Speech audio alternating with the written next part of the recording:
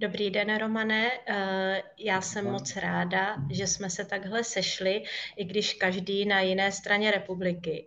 Ale myslím, že na stejné straně barikády, která doufám není barikádou, oba jsme učitelé. A vy jste pro mě velikou inspirací, stejně ale jako moji žáci a studenti. Dovolte mi, abych představila pana Romana Kettlichera, který je letošním vítězem Global Teacher Prize a je to jeden z nejinspirativnějších učitelů. Je to učitel, je to výchovný poradce, je to sportovec a myslím si, že o své kariéře a i o svém životě se s námi dnes rozhodl pobavit. Velmi si toho vážím a naším tématem, Romane, je well-being. Ve všech vašich dosud proběhlých rozhovorech se vždycky objevil a já vám za to velmi děkuji. A ráda bych vás požádala, jestli byste mi mohl odpovědět na moji první otázku. Co se vám vybaví, když se řekne well-being je když? Pro mě asi to znamená, že kdybych to měl říct úplně jako nejjednodušeji, tak well-being je, když cítím, že to, co se děje, mi dává smysl, že to tak jako nějak má být. Asi to není ani tak o nějakém pocitu radosti nebo štěstí nebo tak, ale opravdu o tom, jako když vidím, že to, co je, že mi to dává hlavu a patu, že mi to dává smysl. Děkuji vám, tohle je velmi důležité. A chtěla bych se zeptat, jestli vám váš profesní život dává smysl teď v současné době a jestli třeba jsou jeden, dva důvody, který byste nám uvedl. Mhm.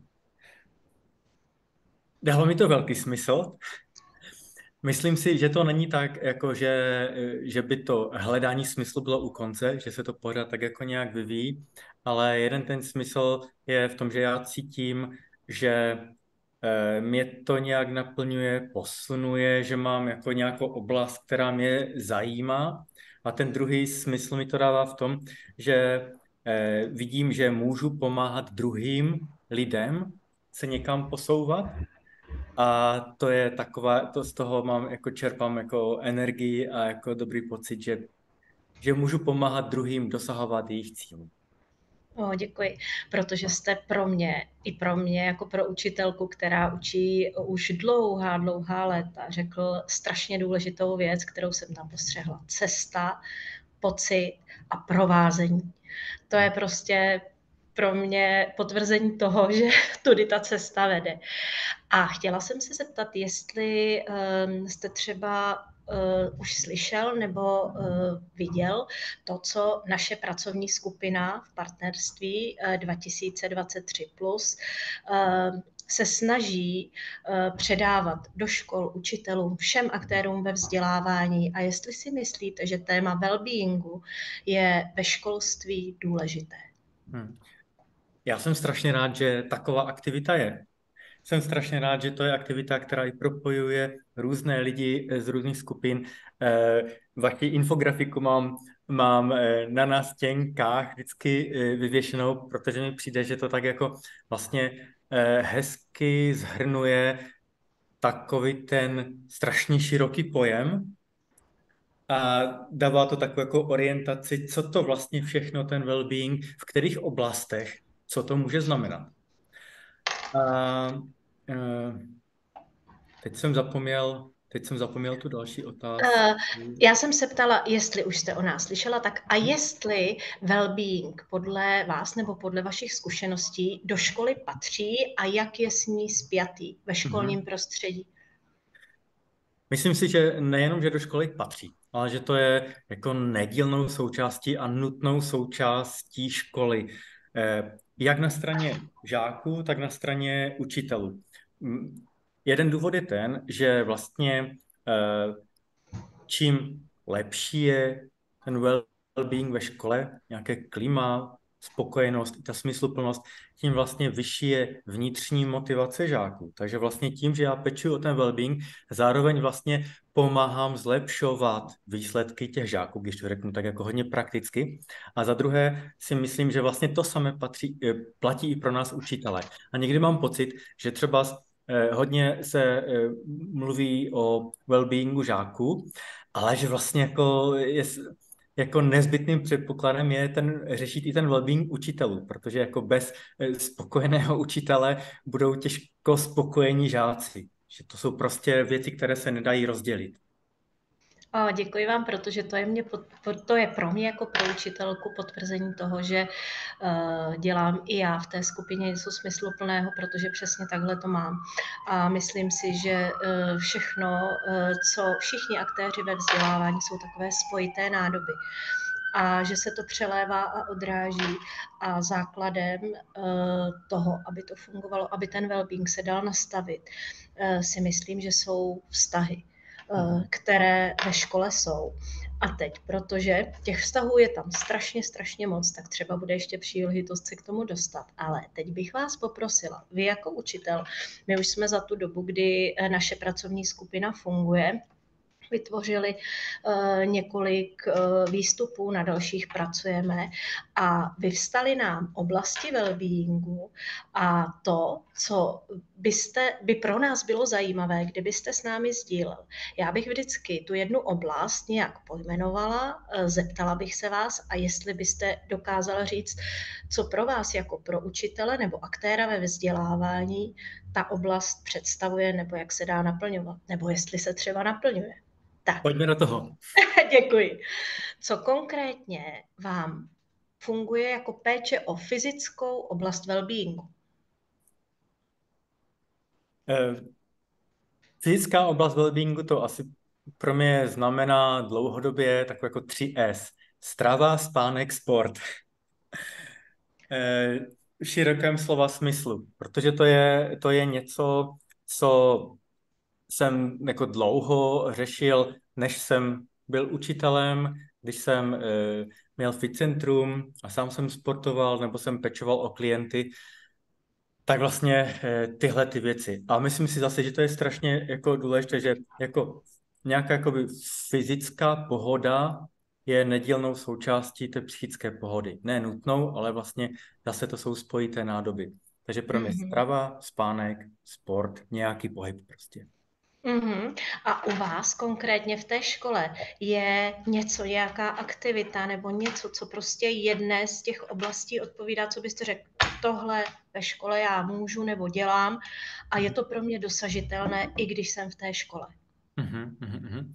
No, jednak zase, když to vztáhnu jako na nás učitele, tak si myslím, jako, že je fajn jako mít na paměti, že jako abych dobře fungoval po fyzické stránce, tak je fajn odpočívat, tak je fajn jako sportovat, nějak se stravovat. A jednak si myslím, že v téhleté oblasti, když pomíneme tělocvik, nějaké kroužky a takhle tak je to něco, co já můžu vnášet jako téma do výuky.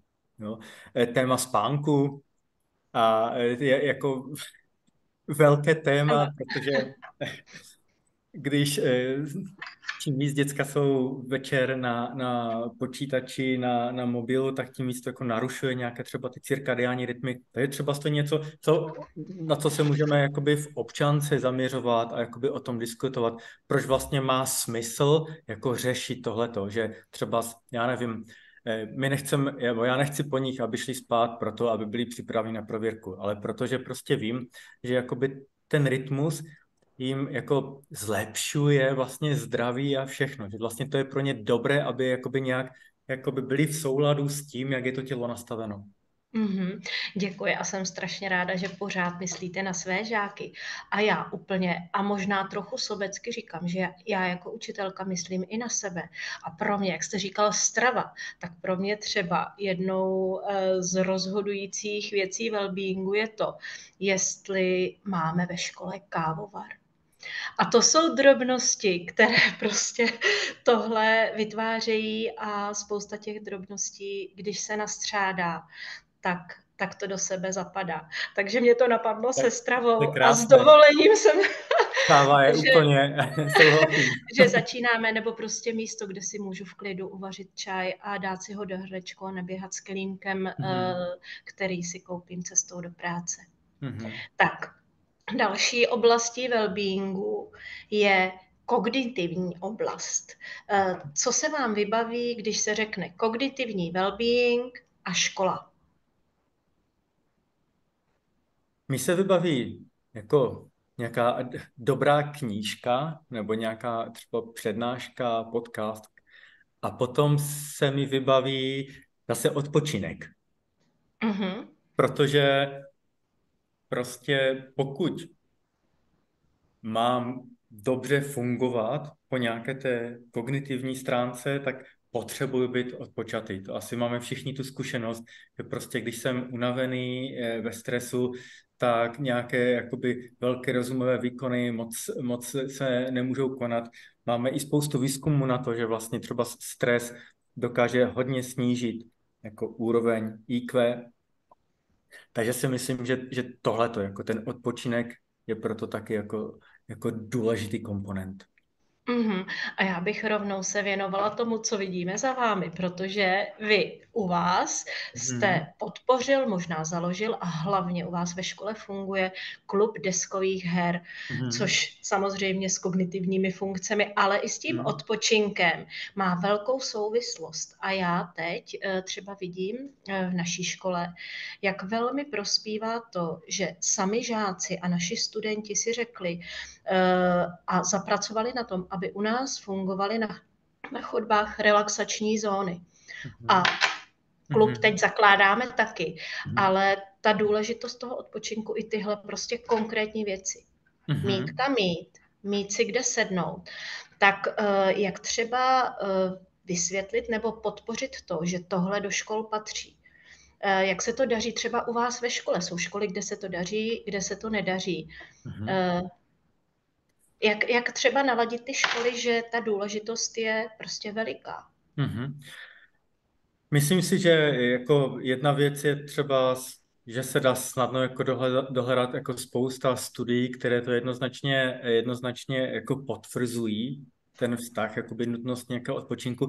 Druhá věc je ta praktická stránka, třeba konkrétně chápu, že třeba na naší škole, když jako je více a více studentů, teď jak jsou silné ročníky, tak prostě ten prostor máme daný, takže vlastně je to takový jako boj s tím, tak jako jak ten prostor udělat, aby se tam vešly všechny třídy, abychom měli všechny učebny, i když máme víc a více žáků, ale zároveň teda jak mít nějaké ty zóny klidu a odpočinku pro žáky.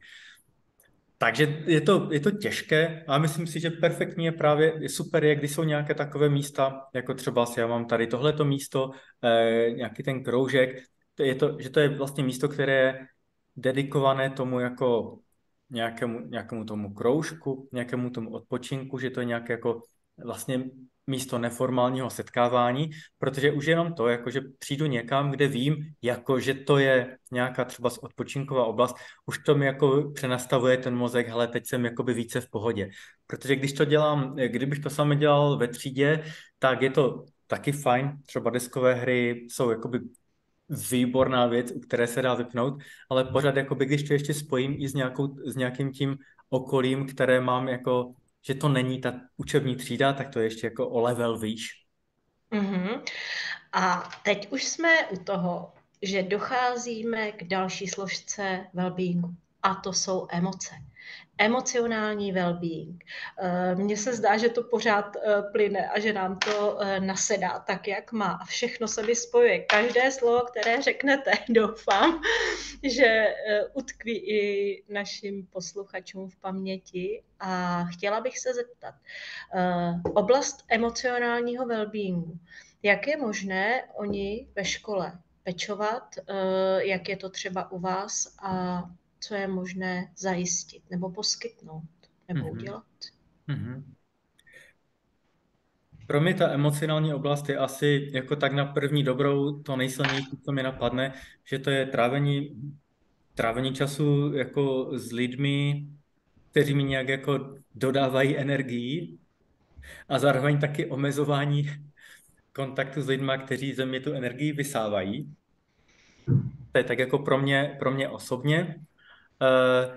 Když to zase třeba převedu do té školy, tak je to pro mě takové to jako i uvědomění si, že já na různé lidi reaguju různě, oni na mě taky reagují různě a že jakoby musím o sebe pečovat v tomhletom, že když třeba si nějaký vztah, který jako není úplně OK, cítím tam nějaké napětí, tak by bylo strašně fajn, kdybych jako to zkusil nějak vyřešit. Nebo nějak to, protože vlastně čím víc napětí bude v nějakých těch vztazích, tím mi to vlastně jakoby bude ubírat energii. A zase se třeba dostávám tady k tomu kroužku deskových her, k té místnosti.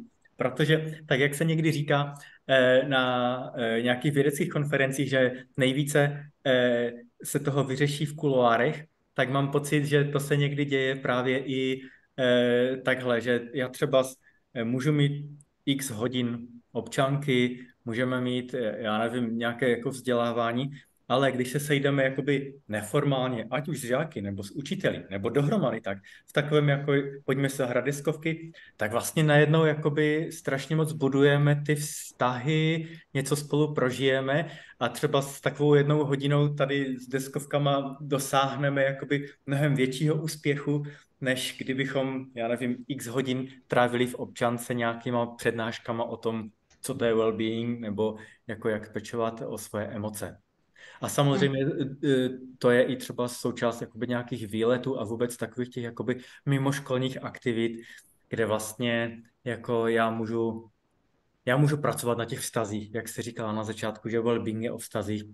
Myslím si úplně to samé, to je alfa a omega. Mm-hmm. A dostáváme se do další oblasti, škola a duchovní well-being. Mm-hmm. U toho duchovního mi tam naskakuje asi silně, že se mi to pojí jako jedňák s nějakým tím s pocitem vděčnosti. A když mám pocit vděčnosti za to, co se děje, co všechno mám, tak to si myslím, že to jakoby, že bez pocitu vděčnosti se těžko dosahuji nějaké spokojenosti. A ještě tam mám takové to, jakože jako udělat něco pro druhé. Nějak takový jakoby ten přesah, že jsem součástí něčeho většího. Každý si to může jako nadefinovat nějak jinak, ale myslím si, jako, že když tam mám jako nějak, že nějak jsem propojený třeba s lidma nebo nějak jako s tím světem a že záleží na tom, jakoby, co dělám, co jakoby dávám a co přijímám, tak tohleto. Děkuji. A teď mě napadlo, že jedna z wellbeingových aktivit, nebo to, co bychom opravdu mohli dělat, a vnesu to i do naší pracovní skupiny, každý den najít nějakou vděčnost. Takové vděčnosti dne. Máte už dneska nějakou? Mám jich už několik. A Tak to je... jsou teda osobní, nebudu říkat jaké. Ale Hlavně, že jsou. to jste zmínila úžasnou věc, která s tou vděčností se pojí, a je to zase i jakoby potvrzené vědecky, takové ty deníky vděčnosti. Osobně to dělám taky, že večer si sednu a napíšu si nějaké jako 3 věci, za které jsem vděčný. A ještě jsem teď někde četl takový jako upgrade toho, že ještě se snažím vždycky napsat jednu věc, na kterou se těším ten druhý den. Mm-hmm. A potom když se tím zpětně, a vlastně je to i o tom, jako nějaká jako ta praktická věc, že čím víc doporučuji to i studentům, protože někdy jako, nebo když s tím lidé začínají, tak si říkají, tyjo, ale jako teď mi se vlastně dneska nic jako dobrého nestalo, za co mám být jako vděčný. No. Ale vlastně jakoby, ono to je jakoby o tom tréninku. když se člověk jako zamýšlí, tak najednou to začíná vidět a vlastně jakoby já přenastavuju nějaké svoje jako receptory v mozku, jako co všechno vnímám a najednou začnu vnímat, kolik vlastně nesamozřejmých věcí jako se mi děje a kolik je jakoby perfektních věcí, které fakt jako, za které bych měl být vděčný, protože vůbec není jako jisté, že se to mělo stát, anebo jako, že na to mám nějaký nárok. Mhm. A já jenom teď už, protože se budeme posouvat k profesní oblasti wellbeingu, tak protože jsme oba výchovní poradci, tak já třeba tady v té oblasti mě velmi pomohl výcvik v programu ART a ještě vlastně veliký potenciál pro mě je v aktivitách PBIS podpora pozitivního chování. Že vlastně škola často bývá nastavená, nebo bývávalo to tak, a jako opravdu to cítím, že co je špatně? Hledáme chyby, označujeme chyby, já učím český jazyk, takže prostě tak to je, ale ve chvíli, kdy to obrátíme a nastavíme se na to, že to jde nacvičit, že nejdřív si najdu a cíleně hledám to pozitivní, nebo to, za co jsem vděčný, tak se to najednou začne otáčet a ty vztahy se velmi proměňují. Takže to se mi zase spojilo. Pojmenoval jste něco, čím jsem prošla a v čem taky asi vidím veliký smysl. Děkuju. To jste mi ještě nahrála takovou myšlenku, co taky zkouším, že přesně, jako mám taky ten pocit, že, jako, že my jakoby vlastně v té škole jakoby velmi málo pracujeme s tím vlastně, že i verbalizujeme to, co je dobře, jako, nebo co je fajn. A já to někdy používám třeba, když řešíme se studenty nějaké třeba z konflikty s nějakým učitelem, nebo jakože něco není v pořádku. A vždycky je jako legrace, když se třeba zeptám, hele, a třeba, když jste někdy třeba s učiteli poděkovali za něco? A za co? Tak jako, no třeba, že ta hodina byla fajn. A to je takové jako, že a proč bychom měli děkovat, jako, že hodina byla fajn? Takže vlastně to mám jakoby i obou straně. My vůči těm žákům taky a vlastně ti žáci taky. A já jsem mi kdysi někdo říkal, už nevím, kdo to byl, že třeba jak my učitelé píšeme rodičům, takže vždycky pro rodiče, že to je takové jako automaticky, Ježíš, píše mi někdo ze školy, co za sproved ten můj, jo? A že vlastně taky jsem to tak měl jako nastavené, že když jsem psal, tak většinou nějaká informace, anebo prostě něco se stalo, budeme to řešit, jo? A takže jsem se jako začal uvažovat a snažím se to teda třeba psát přes bakaláře rodičům i jenom třeba s jakoby nějakou drobnou pochvalu nebo tak poděkování za to, ať oni nemají, že něco, škola se ozvala, je nějaký průser, něco se bude řešit. Tak to asi byla nějaká telepatická linka, protože mě zrovna tohle v bakalářích a ve zprávách funguje taky. A právě s tím vděkem mě napadlo i poděkování. Já třeba jsem některé zprávy pro rodiče, a to je zase to, že si to dokážeme pojmenovat a třeba to některé učitele inspiruje a zlepší se jejich well-being rodičů, prostě well-being ve vzdělávání, že jsem začínala, vážení rodiče, chtěla bych vám poděkovat, že jste mi s důvěrou svěřili své děti na školní výlet, kde jsme zažili to a to. A je to vaše práce, kde já sklízím plody. A to se mi prostě osvědčilo, že jsem to udělala takhle opravdu jako ten vděk a poděkování, že i spolu souvisí. A pokud to řekneme a verbalizujeme, tak nám to dělá dobře. Všem, i učitelům. Díky za inspiraci. To je na výlet. To je dobře. A napíšete to do bakaláře. Jo. Tak. A teď, protože naší profesí, kromě toho, že jsme učitelé, učíme děti, tak součástí naší profese a vaší taky nedílnou součástí je vlastně vykonávání funkce výchovného poradce.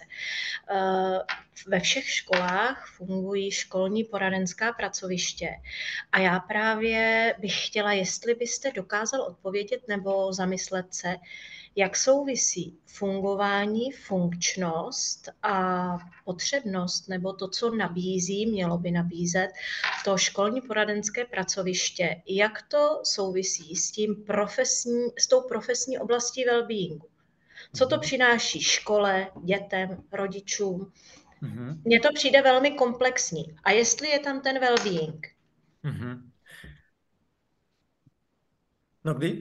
No, jo, je to strašně široká oblast. Je.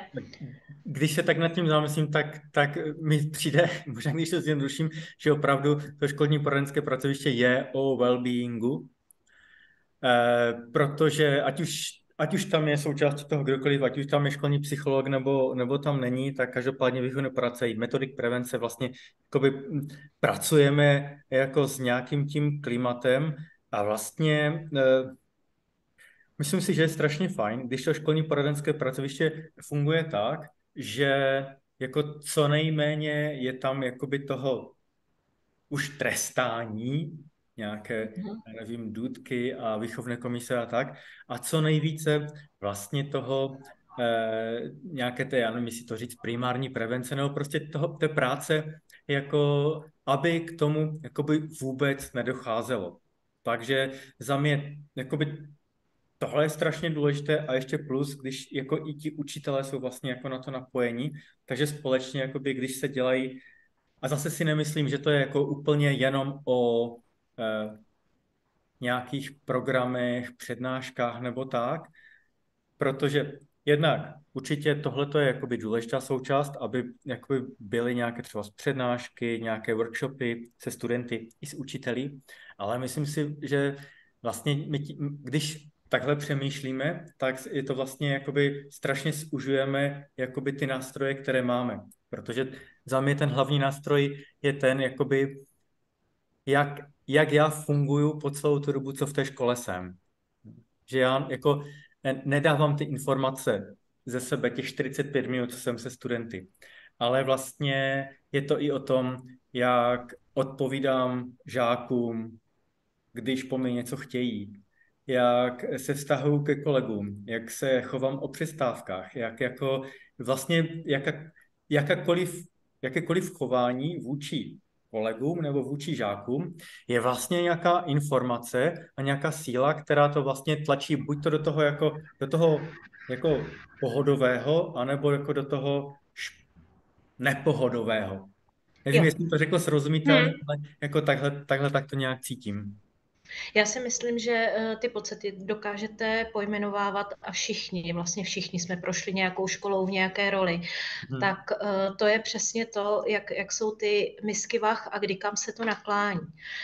A já právě bych ještě chtěla, protože i za mě pracovníci v těch poradenských pracovištích školních jsou vlastně učitelé, kteří mají něco navíc. A já třeba ze své praxe vím, jak strašně mi pomáhalo, že jsme měli to poradenské pracoviště kompletní. Že jsme měli školní psycholožku, metodika prevence a 2 výchovné poradce a spolupracovali jsme, protože já jsem cítila veliké přetížení v tom, co dělám. Jo? A jestli třeba u vás je nebo funguje, já to cítím jako velký nedostatek, že zrovna tyhle profese pomáhající nejen učitele, ale i ti, kteří dělají právě tohle, což je ještě jako vyšší level té zátěže, že třeba mi velmi chybí pro můj well-being, aby se o mě někdo dokázal odborně postarat, nebo v pomáhajících profesích třeba běžnou součástí jsou supervize, bálintovské skupiny. A my toho máme strašně moc, jak třeba, jestli vám zátěž mají a jestli to třeba u vás funguje, nebo co si myslíte, že by nám pomohlo jako výchovným poradcům a tak, co se pro to dá dělat, aby nás to úplně jako nesemlelo. To jste otevřela obrovské téma. A za mě... My ho otevíráme právě i na pracovní skupině a je to nosné a podle mě jako velmi důležité téma. Téma supervizí, to je jako, já si myslím, že to je jako jeden z obrovských dluhů, že nic takového jako nemáme tak jako nějak centrálně. Myslím si, že by to mělo být jako nedílnou součástí jakýchkoliv nedílnou součástí jako školství, protože je to náročná práce s lidma a tak jako to potřebují psychologové, tak jak to potřebují lékaři nebo sociální pracovníci, tak to potřebují učitelé. A myslím si, že jako je strašně fajn, když ten učitel má někoho ideálně jakoby mimo ten systém, s kterým může probírat ty věci, třeba které ho tíží, takže nějaké ty supervize. A pokud to nemáme, jako souhlasím, že jsme fakt jako hodně jakoby přetěžováni, tak si myslím, že je strašně fajn, když v té oblasti toho profesního wellbeingu, když jsou nastavené takové vztahy, třeba i přes to školní poradenské pracoviště, že se můžeme jakoby nějak sdílet a že my můžeme třeba právě s těmi učiteli probírat nějaké ty jakoby plusy i mínusy. Takové to sdílení jako toho dobrého i třeba z nějakých těch těžkostí. Protože někdy mám pocit, že často si myslíme, že když se nám něco nepovede, tak si to vyčítáme a to je hruza. A jak je to možné, že prostě ten učí tak dobře, ten učí tak dobře, ten je tak v pohodě. A já mám pocit, že prostě dneska to bylo strašné, jsem unavený v těch hodinách, prostě nedaří se mi to. A že si to tak jako někdy jako všichni necháváme trochu pro sebe a pak nás tak jako ubíjí. Ale já jako vítěz Global Teacher Prize jako říkám, že takových dnů mám strašně moc a těch hodin.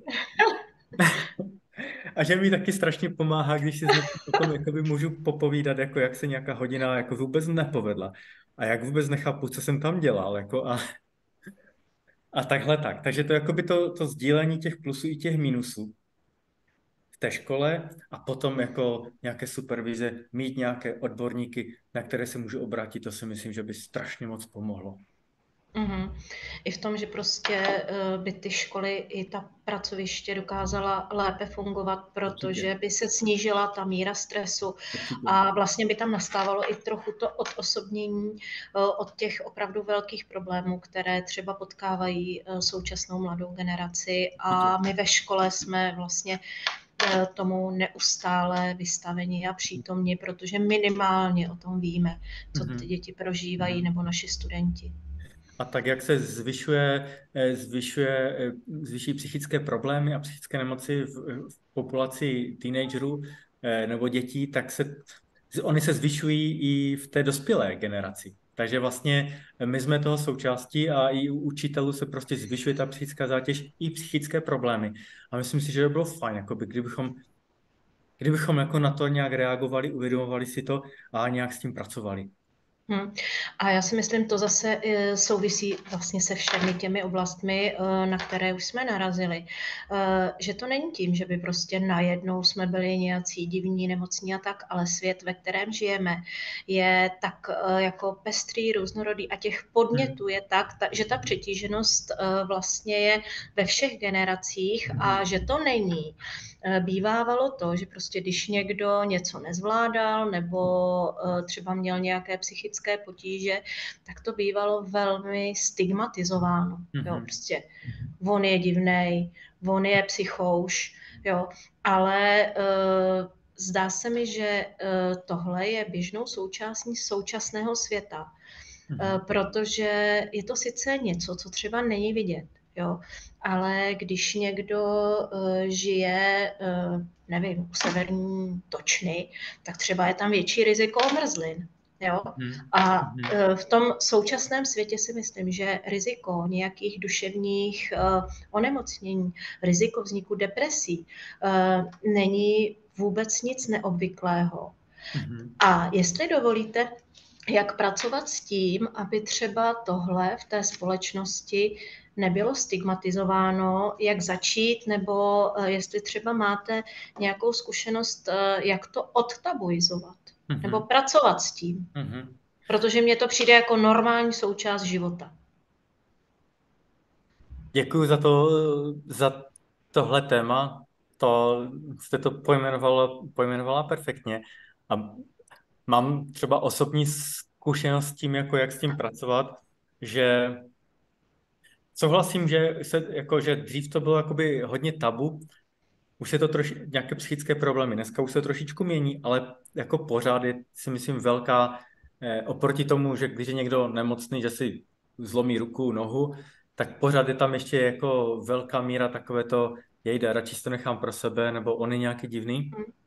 A myslím si, že je strašně fajn, jakoby, jenom když třeba s někdo sdílí to, že jako třeba já, když jsem vlastně byl ve věku žáků, které teď učím na střední škole, tak jsem procházel těžkýma depresema, byl jsem v psychiatrické léčebně, bral jsem léky, chodil jsem na terapie.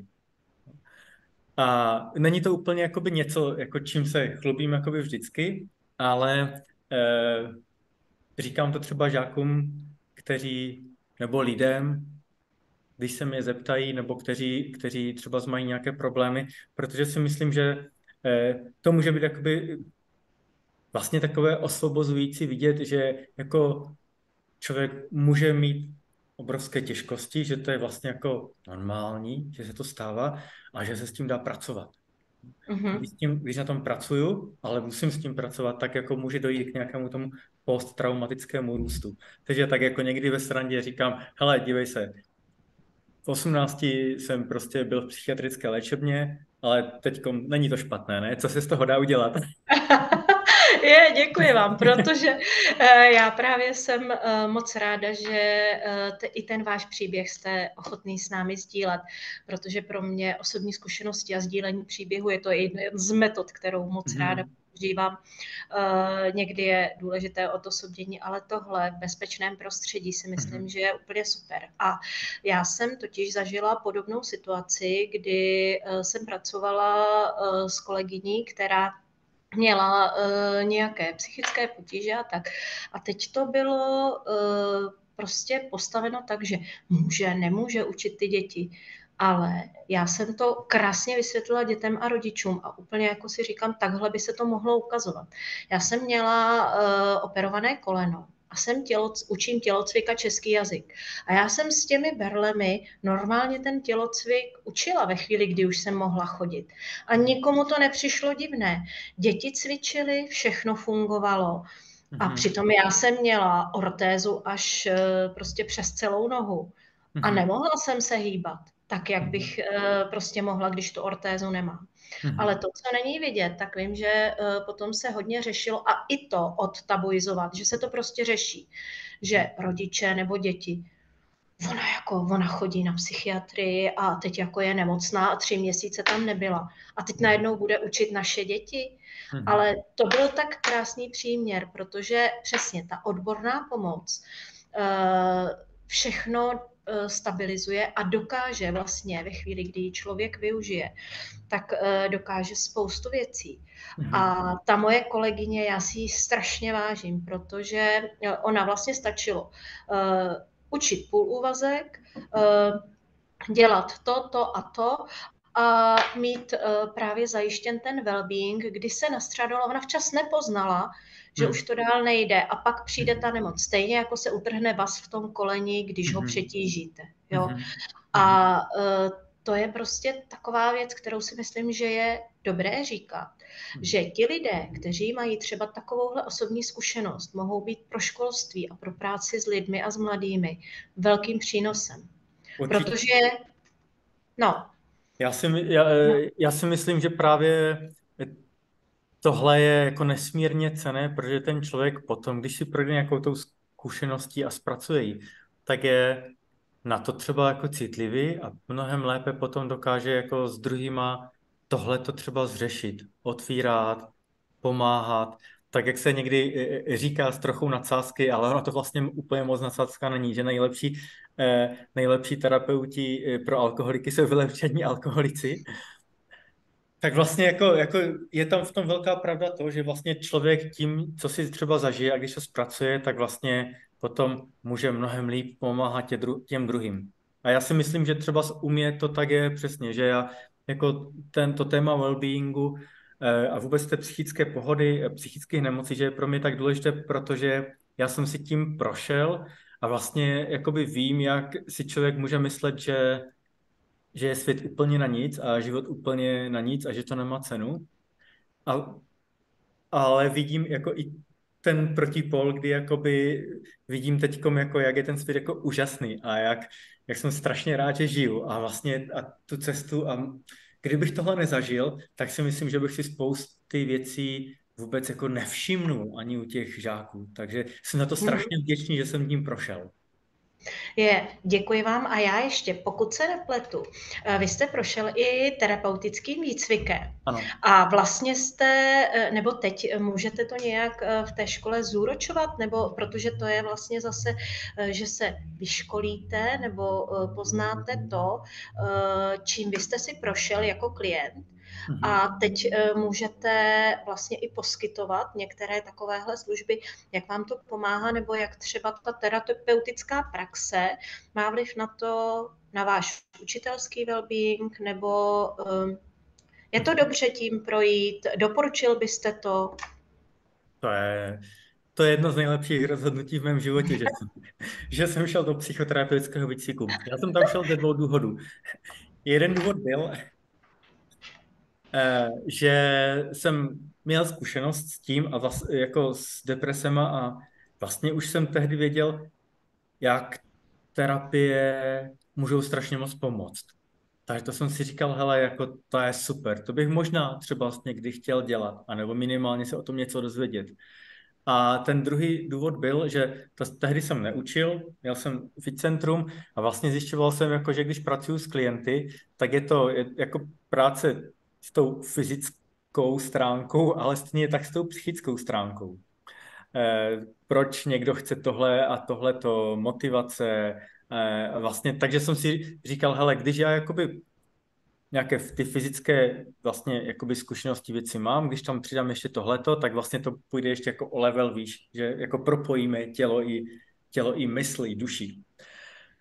No a vlastně strašně moc mi to pomáhalo v tom trénování lidí a když jsem se potom vrátil do školství, tak vlastně teď jakoby čím dál tím více jako i cítím, jako jak se to zúročuje, protože vlastně ten psychoterapeutický výcvik je o sebezkušenosti.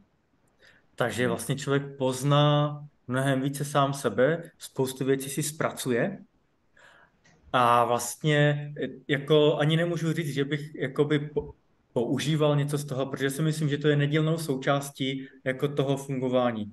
Že ať už s žáky, nebo s kolegy, nebo s rodiči, tak vlastně mnohem více mám zpracované to třeba jakým způsobem komunikujeme. Když je nějaký zadrhel, když mi někdo vadí, nebo něco se řeší, tak proč mi ten člověk vadí? Proč někdo na mě třeba nějak reaguje, já to nechápu. A on třeba zreaguje naštvaně a já vlastně jsem mu nic neudělal. Takže si můžu zvědomovat takové nějaké něco třeba, čemu říkáme přenos, nebo protipřenos. Nějaké ty věci, že já jsem třeba, vlastně mám tam nějakou roli ve škole, mám spoustu rolí. A pro žáky můžu být jako někdo, nějaká pozitivní autorita, nebo jako nějaká negativní autorita, když ten žák má špatnou zkušenost s autoritami. A tak dále, a tak dále. Mohli bychom pokračovat. Takže jakoby nějaká forma sebezkušenosti si myslím, že je jako naprosto jako neocenitelná pro učitele. Uhum. A teď jste zase trochu nahrál mě. Já prostě si říkám, že jsme se asi měli potkat, protože já jsem vystudovala, učím tedy samozřejmě především své žáky a studenty, ale věnuji se jim především v oblasti českého jazyka, literatury a tělesné výchovy. A vzpomínám si, už třeba ze studií, bylo to velmi zpočátku, ale jak jsme si museli vybojovávat ty své pozice. Jak to, co by mělo být v rovnováze, je prostě zatíženo mnoha předsudky. Protože je to, jo, to je ten sportovec, co on asi v hlavě má, on tam má sval. Jo. A potom, když jsme přišli do toho třeba někdy striktně intelektuálního prostředí, nebo když se člověk takhle ocitne, a třeba řeknou, že chodím, nevím, hrát hokej, nebo že někomu a něčemu fandím, nebo něco takového.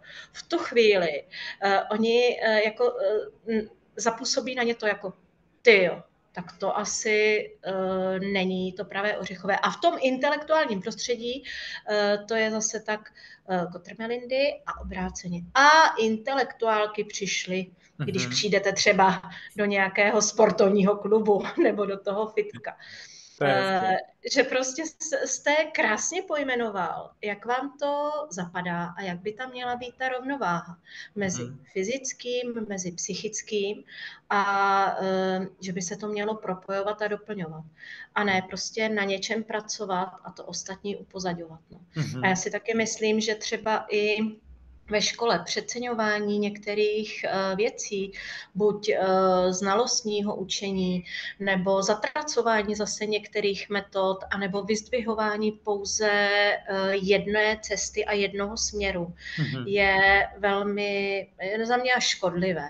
Jo? Že ve chvíli, kdy si to člověk zažije nebo vyzkouší, že něco může fungovat společně, tak že je to dobře. Takže pro mě je well-being asi o té rovnováze.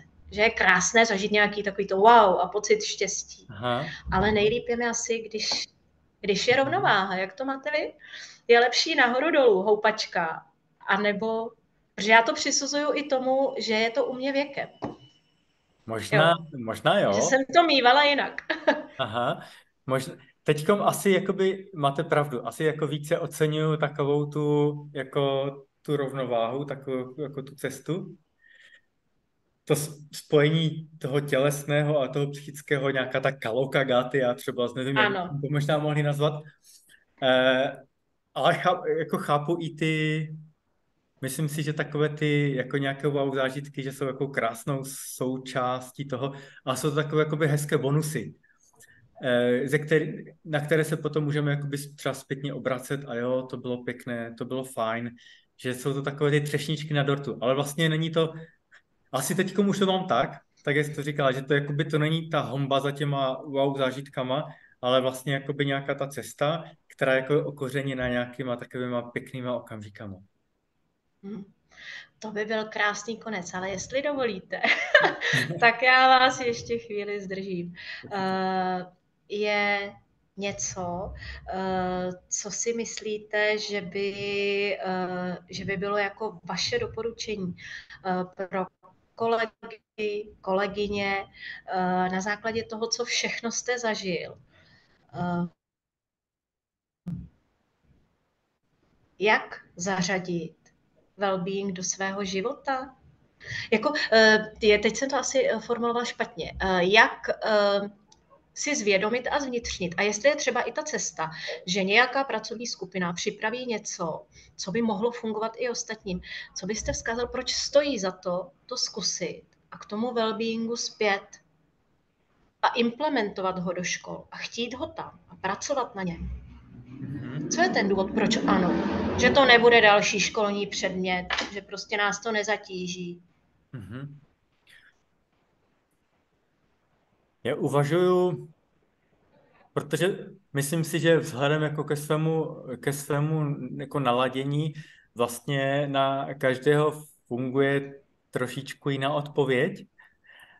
Já bych to možná, takhle se mi to jeví jako vlastně, že to můžeme vzít hodně pragmaticky a veskrze prakticky, že prostě jako vědecky je naprosto jako jednoznačně prokázáno, že prostě zlepšování nějakého toho klimatu, toho well-beingu, té spokojenosti pozitivně koreluje se školním výkonem, se zdravím, prostě jako se vším tím. Takže vlastně jako i když si třeba myslím, že to je jako nějaká práce navíc, nebo něco má to vůbec smysl, tak vlastně pokud chci třeba zlepšovat chování žáků, pokud chci zlepšovat soudržnost sboru, pokud chci zlepšovat komunikaci s rodiči, vlastně všechny tyhle ty věci, tak vlastně ten well-being mi v tom strašně pomůže. Takže to je praktický nástroj vlastně k zlepšování se ve škole jako ve všech oblastech. No. Není to jenom jako, že za mě vlastně well-being jakoby ani tak není o tom, jako, že buďme spokojení a smějme se. Ale fakt jakoby je o tom jakoby zkvalitňování vlastně všech oblastí života.